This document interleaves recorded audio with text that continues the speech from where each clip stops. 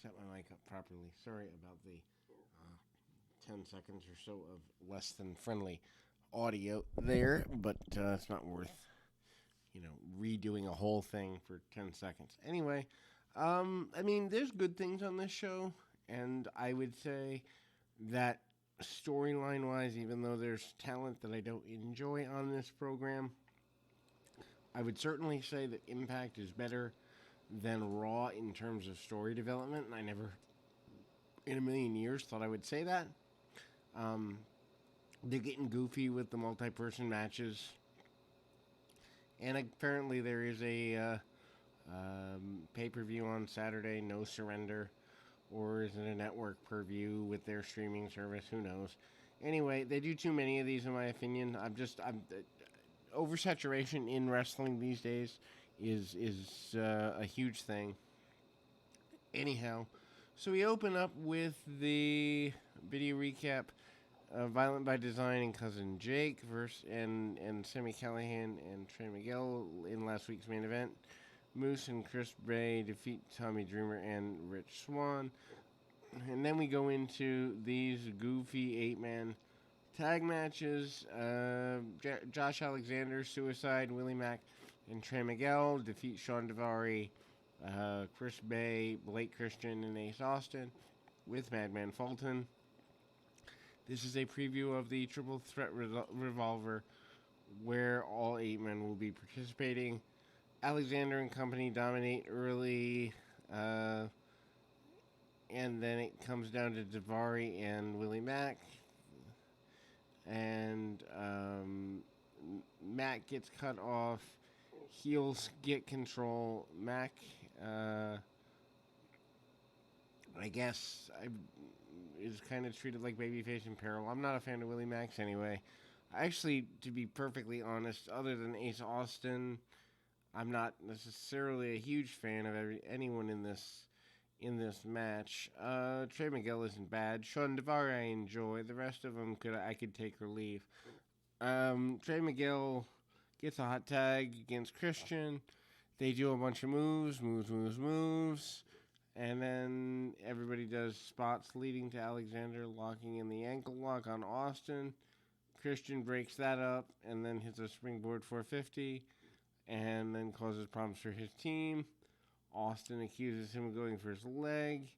And then Suicide taking out Bey, and Austin comes down on Miguel and Christian again.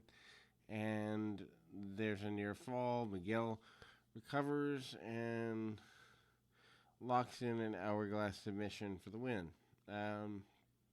Post-match, Callihan interrupts the video on screen.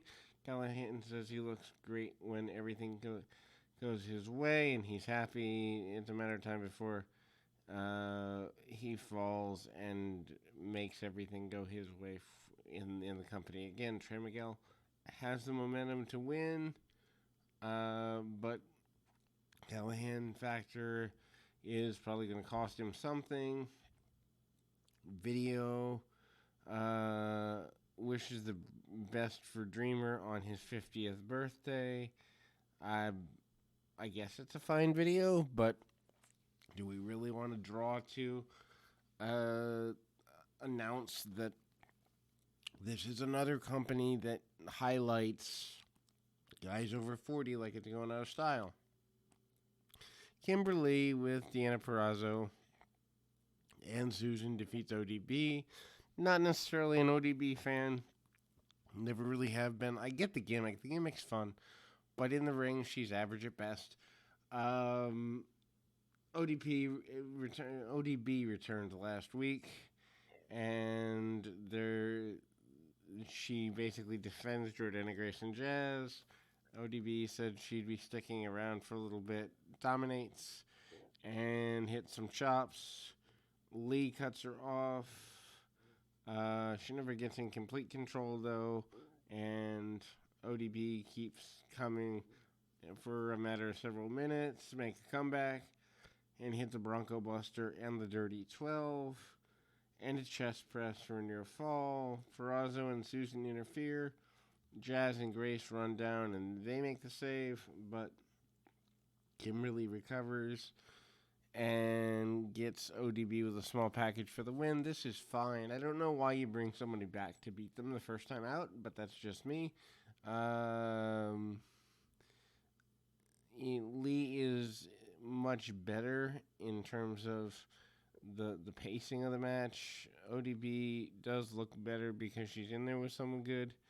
And then over at Swingers Paradise, Falaba is trying to play blackjack, and he bets a cookie. Finally, it's revealed that Swinger had Hernandez's money rolled right before Bog got kicked out of it.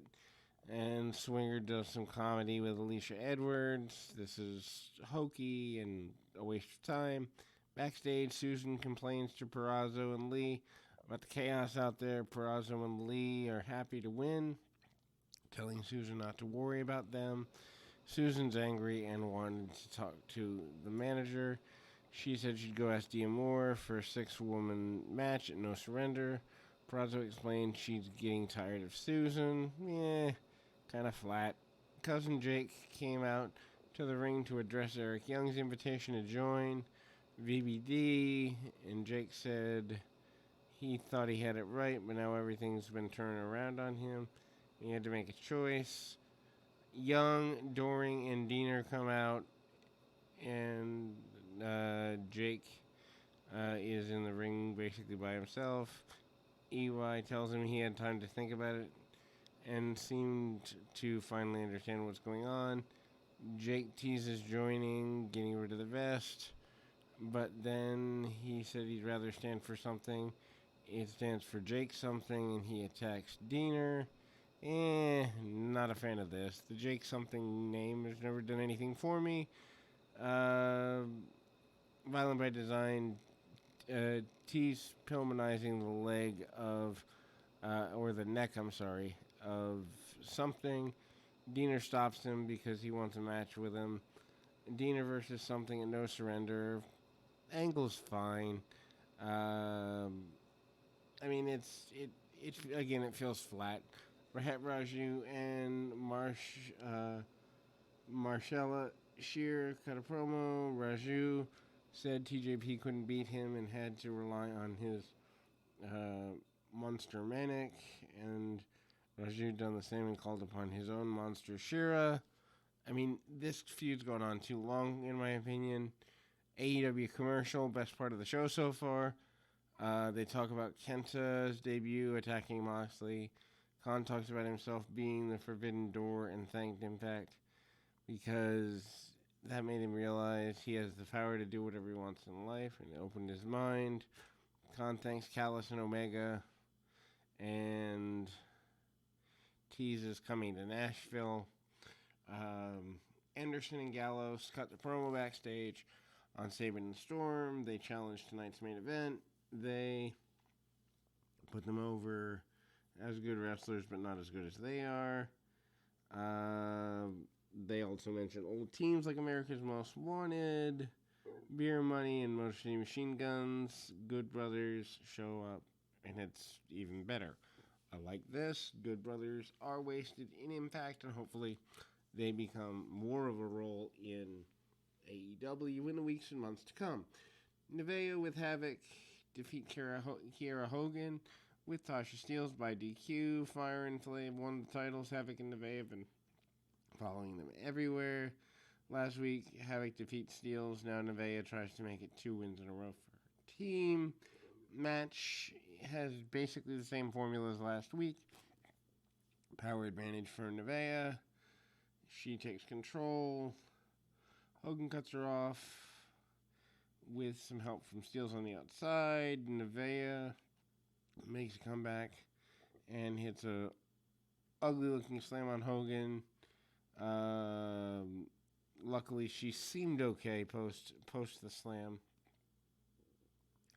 Trade some near falls back and forth. Both girls gain a little bit. Referee gets distracted. Havoc giving Steelz opening attack Nevaeh.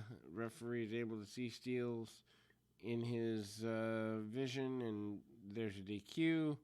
I guess that's going to some sort of tag match, either title or non-title. Tommy Dreamer's 50th birthday. AEW wrestlers are putting him over.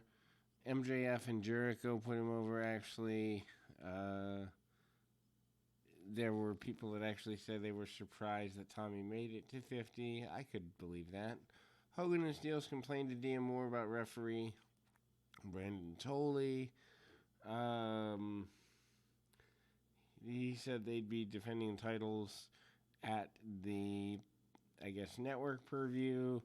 Tolley goes on to be the referee during the match, and even then it won't matter because it's going to be no DQ. Triple XL and Tennille Dashwood and Caleb with a K come out to the ring, calling out Decay about their match at No Surrender. Larry D and Romano explain that they wouldn't hit a woman, so Dashwood comes out to join them. Dashwood cuts a promo talking trash to Decay, and then they mention them as Tooth Decay, and they find a third member. Caleb challenges anyone in Decay to a match tonight. Out comes Rosemary Crazy Steve. Rosemary said she found a third member for the team and introduces Black Taurus. Supposedly, people know who that is. I don't. Anyway, Taurus comes out, runs over Caleb with a K. Caleb tries to cheat, doesn't get anywhere. Taurus hits a spinning slam. Black Taurus is a interesting character, to say the very least. Rosemary, Crazy Steve, Black Taurus versus Triple XL and Tennille Dashwood and No Surrender. Brian Myers paid off Hernandez for last week's bounty. Hernandez wants more money. Myers walked away. We saw Falaba eye Hernandez and his newly earned money. And your main event is Tag Team Championship. Good Brothers, Anderson and Gallows defeat Sabin and Storm via DQ to win the titles. Too many DQs on this show for my taste. Alex Shelley isn't able to make it hard to kill. Chris Sabin recruits the help from his former bitter rival, now friend, James Storm. They want to chase for the championship. Basic tag match. Babyface is having some early momentum. They cut off Anderson. Anderson hits an eye rake on Sabin to change the momentum. Sabin's in peril. Matt Hardy and Private Party walk out. They're watching the match. Distraction ends up letting Gallows take back over, and Storm tags in. Storm goes nuts for a little while. Storm and Sabin go for the pin. Private Party runs in right in front of the referee. They break up the pin. That gets a DQ. Hardy congratulates Private Party for showing what they're about, not letting anyone back them down. Hardy hypes them for No Surrender. Scott D'Amore confronts them and told them they'd crossed the line, and because of this, he now needs to make sure Sabin and Storm don't interfere on Saturday. He's adding them to the match, making it a three-way for the tag titles. Matt Hardy's not happy about that. And Stryker and Brown run down the card for No Surrender.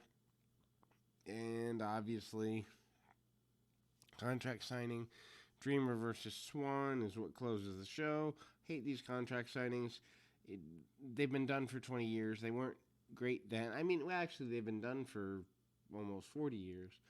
They haven't been great in at least 30 of them. Anyway, Dreamer thanks Swan before signing because it gives him an opportunity, even as the last man to deserve it in the locker room. He appreciates it.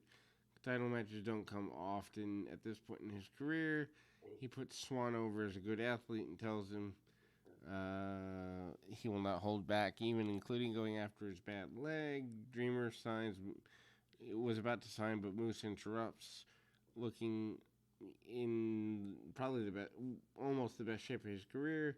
Moose said the match is taking place. He's angry because he's been promised title shot, and D'Amore threatened to suspend Moose if he interfered. Moose explains that he doesn't care who wins because he's going to get in there with whoever wins.